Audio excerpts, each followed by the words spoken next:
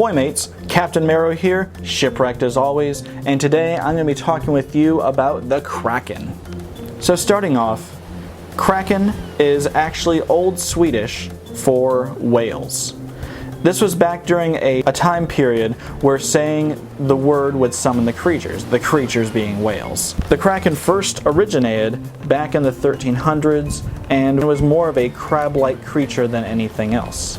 In all truth, the Kraken would not be popularized until 1732, right after the Golden Age of Piracy, which means that leading up to that point in time, and during 1650 through 1730, the so-called Golden Age of Piracy, if you're wanting to stretch it into that far of a time frame, sailors honestly would not be fearing the Kraken. You may have sailors who might be fearful of large marine life. You have whales, very large squid, anything that could really cause any type of damage to the hull of a seafaring vessel.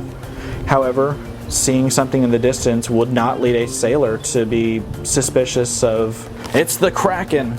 Instead, what they may be afraid of is the Luska.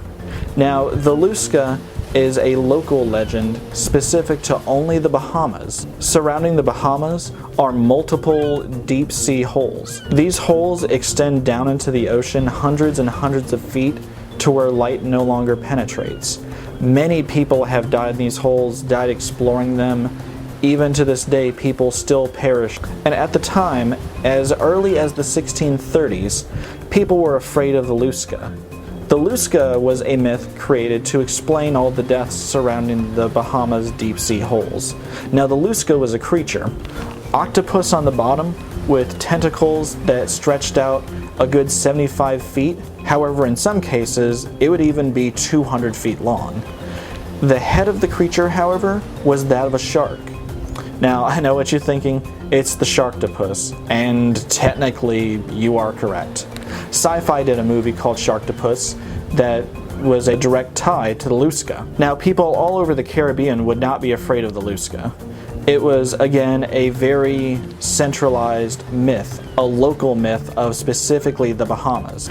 The Kraken, after it popped up again in 1732, it popped up 2 more times. One time in Moby Dick, and it popped up again in 20,000 Leagues Under the Sea. The media began associating the Kraken with seafarers. In reality, it was more of an Age of Sail type situation and not so much of a tie with the Golden Age of Piracy. But in time, myths of the Kraken and tales regarding the Kraken were eventually rolled together, and now the two go hand in hand. Honestly, it goes good. It makes for a great story. It's a great monster. Pirates and the Kraken at this point, as far as the world is concerned, are a thing. At the time, sailors may not have been fearful of the Kraken, but at this point, all depictions of pirates are fearful of the Kraken.